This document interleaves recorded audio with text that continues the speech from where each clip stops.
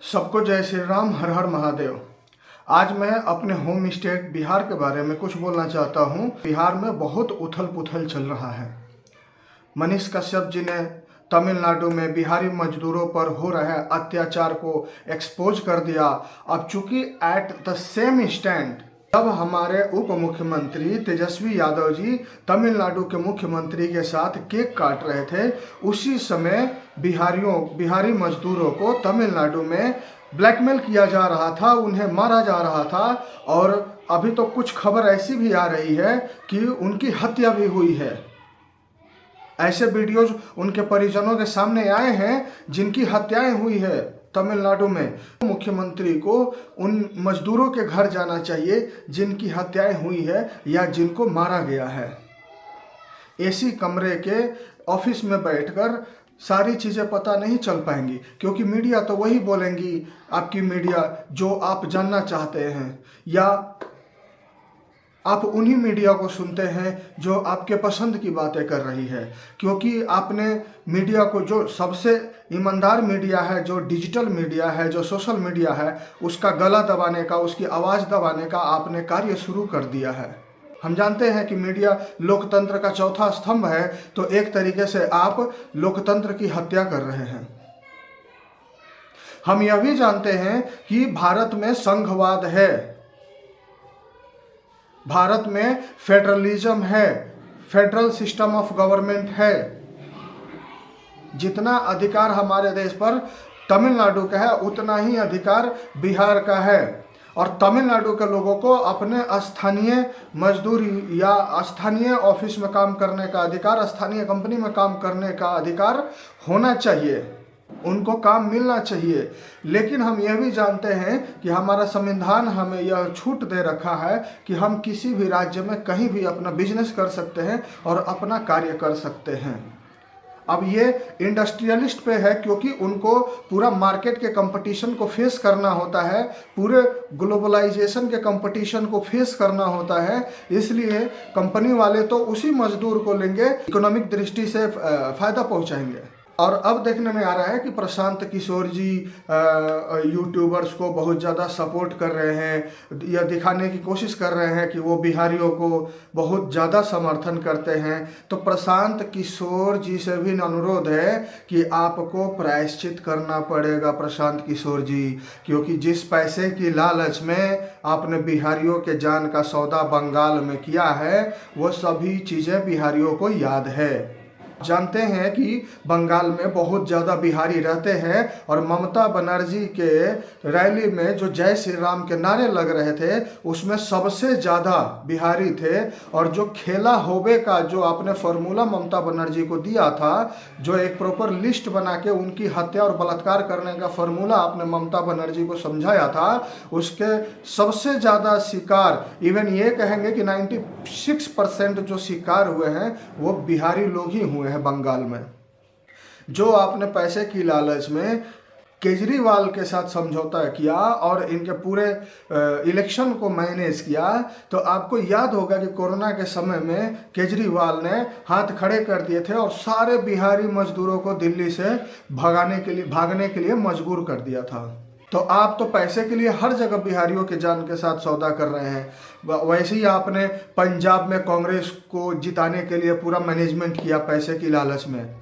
तो आपके लिए जनहित से ज़्यादा जरूरी पैसा है, आपका पर्सनल ईगो सेटिस्फैक्शन है। आपने मोदी जी को शुरुआत में सपोर्ट किया, लेकिन आपका ईगो सेटिस्फाई नहीं हो पाया, तो आपने भारतीय जनता पार्टी का साथ छोड़ दिया।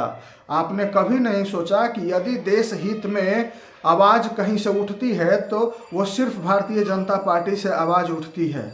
कभी भी भारतीय जनता पार्टी की ऐसी कोई आवाज़ नहीं है जो देश के खिलाफ उठी हो, लेकिन बाकी सारी पार्टियों की 90% आवाज़ देश के खिलाफ या फेडरलिज्म के खिलाफ, संघवाद के खिलाफ ही होता है। और सबसे ज़्यादा वही रोना रोते हैं कि देश में संघवाद को खतरा है और संघवाद लोकतंत्र को खतरा है। आप ये सारी चीज़ें जानते हैं, क्योंकि हमें पता है कि आपका बौद्धिक स्तर उस लेवल का है जो कि आप सारी चीज़ों को जो समझ रहे हैं। लेकिन आपका पर्सनल ईगो, आपका क्रोध, आपका पैसे की लालच, आपके मतलब आपने जिस तरीके से कहा कि ये हमारा प्रोफेशन है, कोई भी सरकार जीते, तो एक तरीके से आपने बिहारियों के जान का सौदा किया, पूरे देश के जान का सौदा किया। और अब आप कह रहे हैं कि बिहारियों के समर्थक हो गए हैं, बिहारियों के सपोर्ट में आवाज़ उठा रहे हैं। तो हम भगवान से यही आग्रह करेंगे कि आपको दोबारा उस पैसे की लालच न हो, दोबारा आपको अपना ईगो क्लैश के चक्कर में ऐसा कदम न उठाना पड़े जिससे कि किसी भी देशवासी के जान को कहीं भी खतरा पहुंचे। अंत में इतना ही कहना चाहेंगे कि मनीष कश्यप जी, आपने बहुत तत्परता के साथ और बहुत अच्छे से आवाज़ उठाया, लेकिन आपने तेजस्वी यादव को जिस तरीके से टारगेट किया उतना उचित नहीं था, क्योंकि तेजस्वी यादव पढ़े लिखे हों या अनपढ़ हों, हमारा संविधान कहता है कि लोकतांत्रिक तरीके से चुना हुआ आदमी गद्दी पर बैठ सकता है, चाहे वो पढ़ा लिखा हो या अनपढ़ हो। पढ़े लिखे लोग नेताओं के अंडर में काम करते हैं, जो भी आईएएस ऑफिसर होते हैं उनका सचिव बनकर उन्हें सलाह देते हैं और उनकी पॉलिसी बनाते हैं, समझाते हैं उन्हें कैसे सरकार चलानी है, सब कुछ प्रोसीड करते हैं, एग्जीक्यूट करते हैं। तो सरकार चलाने के लिए सिर्फ पढ़ा लिखा होना जरूरी नहीं है, जनता के भावनाओं को समझना जरूरी होता है, जनता की फीलिंग को समझना जरूरी होता है। और इसीलिए हर एक मंत्रालय में सबसे टॉप पोस्ट पर जो मंत्री बैठा हुआ रहता है, जिसके सिग्नेचर से फाइनली काम प्रोसीड होता है, एग्जीक्यूट होता है, वो एक जनता का चुना हुआ प्रतिनिधि होता है, क्योंकि हमारे देश में लोकतंत्र है, जनता का शासन है। ये बात अलग है कि प्रतिनिधि यदि करप्ट हो जाए तो उसके खिलाफ आवाज उठाया जा सकता है, लोकतंत्र का चौथा स्तंभ है हमारी मीडिया। लेकिन हमें संवैधानिक पद का ख्याल भी रखना चाहिए, हमें बिल्कुल उस भाषा का इस्तेमाल नहीं करना चाहिए, रफ भाषा का, जिससे कि संवैधानिक पद के उस गरिमा को ठेस पहुंचे। बाकी आपने आवाज़ बहुत अच्छा उठाया, लेकिन आपको ये पता होना चाहिए कि आप किसके खिलाफ आवाज़ उठाए हैं। ये वही पार्टी है जिसने जातिवाद के नाम पे कई नरसंहार करा चुकी है, ये वही पार्टी है जिसने पत्रकार जो इनको एक्सपोज किए थे शहाबुद्दीन को, उसको तेजाब में डाल दिया था।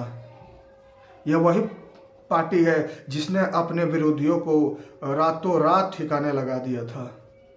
तो हम भगवान से आपके कुशल मंगल की कामना करते हैं और साथ में बिहार के उन मजदूरों से निवेदन करते हैं कि आपके लिए जब मनीष कश्यप जी ने आवाज़ उठाई और इतना बड़ा जोखिम ले लिया अपने सर के ऊपर, तो आप सोशल मीडिया के माध्यम से अपनी आवाज़ सरकार तक पहुंचाइए कि आप एक साथ मनीष कश्यप को सपोर्ट कर रहे हैं, आप मनीष कश्यप जी के साथ खड़े हैं। जय हिंद, वंदे मातरम।